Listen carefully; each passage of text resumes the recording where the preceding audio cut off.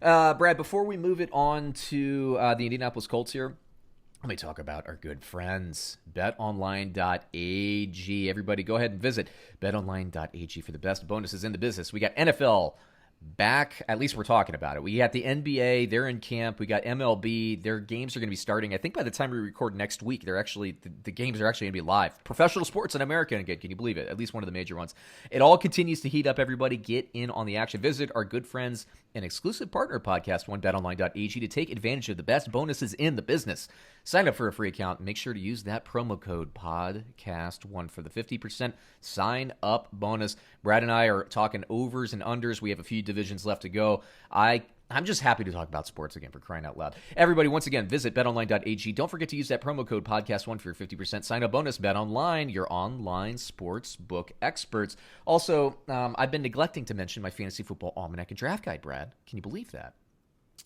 So before we talk about the 2020 Indianapolis Colts, just a reminder, the Fantasy Football Almanac Draft Guide, click the link below. You can take it. Last time I saw it was 41 reviews, 5-star reviewed. Everybody that buys the book, they come back. So I have, pretty good growth because everybody recurs. Better sleepers, math-driven sleepers, a published history of our sleepers and what we got right. Risk players, we tell you who to avoid. And the best bet, or the best yet, is free updates all off season. So we keep you up to date, and the publication does have Cam Newton to the Patriots. It's the most up to date as well. So check it out. Amazon, it's only like $11 or something like that. Way better than anything you get at a grocery store, and way more up to date than anything that you'll get at a grocery store in preparation for your fantasy football drafts. All right, Brad. So we got the Indianapolis Colts.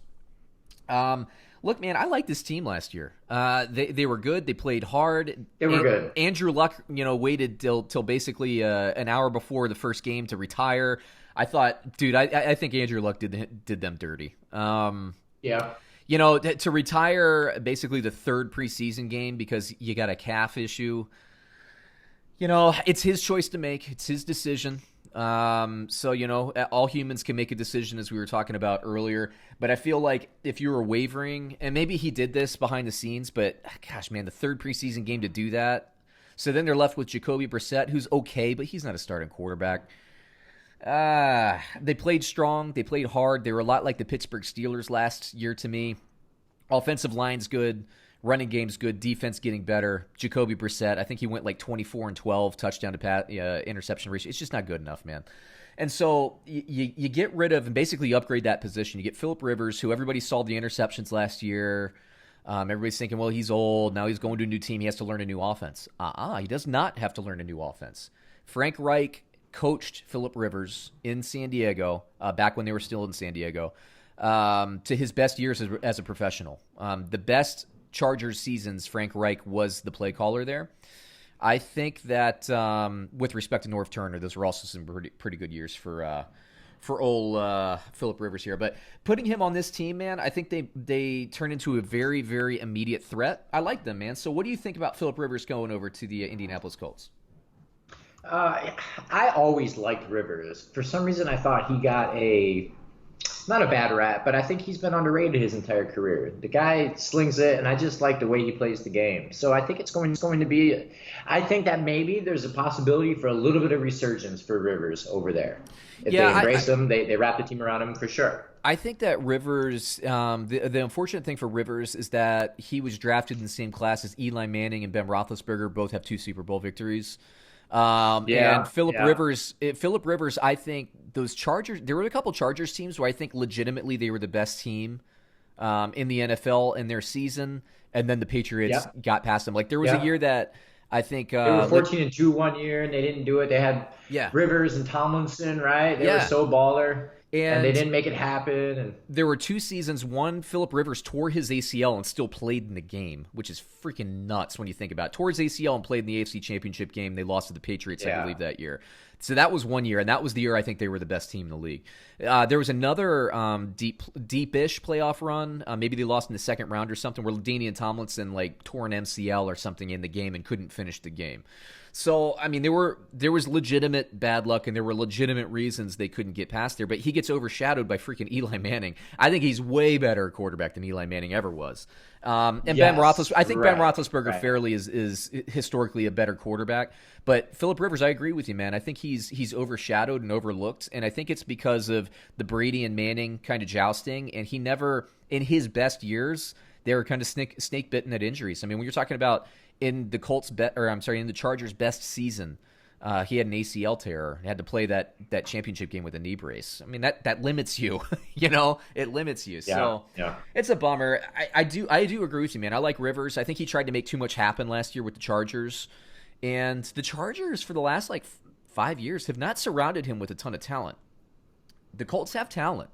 They have a good True. running game. That's true. They do have talent. I agree. I think Frank Reich is one of the most underrated coaches in the NFL, and their defense is going to keep them engaged. Their defense is underrated too. I know we think about the Colts. I keep saying Chargers. I apologize.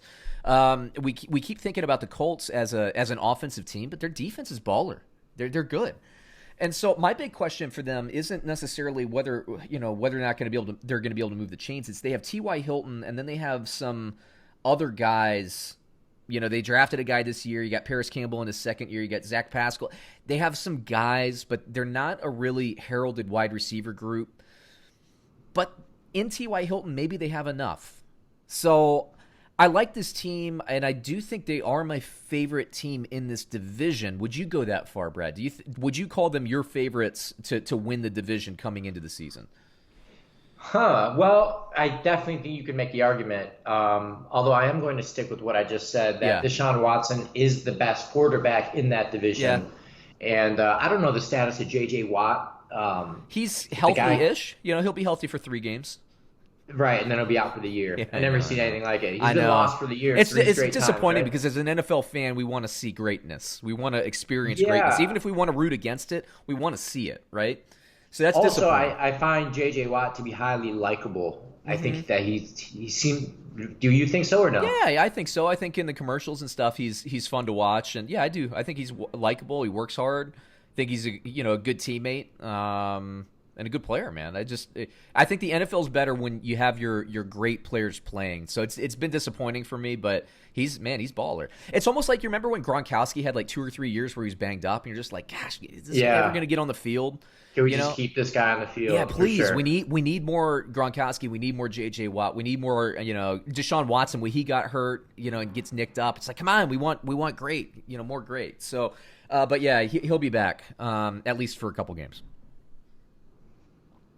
So where were we on the subject? I was asking you, Houston is your team in this division? I give them the nod. But it wouldn't surprise me if Indy made it happen, for sure. It wouldn't surprise me if Phillip Rivers had an excellent season. Not at all. No, I think he will have an excellent season, and I think this is a three-team slug match for the division crown with Tennessee. I think Indianapolis is my favorite just because I think Phillip Rivers gives the Colts enough, gives them more than what Jacoby Brissette got last year or gave them last year. So I'm there, but let me hit you with the over-under again. I got to pull this guy back up. Over-under for the Colts season win totals 9. Wow. Challenging line, man. This is that's the same win total that I think Pittsburgh got. I think it's the same win total that Philadelphia got. So 9. I mean, that means they have to win 10 to be on the over there. Yeah. Yeah, I'm gonna go under. You're going under. Yeah, well, I'm gonna stick with what I said about Houston. I'm on the over. I'm going to stick with what I said. I think Indianapolis is the best team in the division. I think they went 7-9 last year with Jacoby Brissette. I think Phillip Rivers can get them 3 more. I'm going to go with the over. But this is a tough one. It is a tough one because I really think that the division winner here goes 10-6, and then I think we have 2 9-7 teams with one of those 9-7 teams making the playoffs. And I'm not saying that, and it wouldn't shock me if the Colts went 11-5, but I think the absolute ceiling for all of these teams is 11-5 because it is going to be a slug match. Division is on the up. If you're not a big watcher of the AFC South, the division is on the up outside of Jacksonville. But yeah, it's going to be interesting.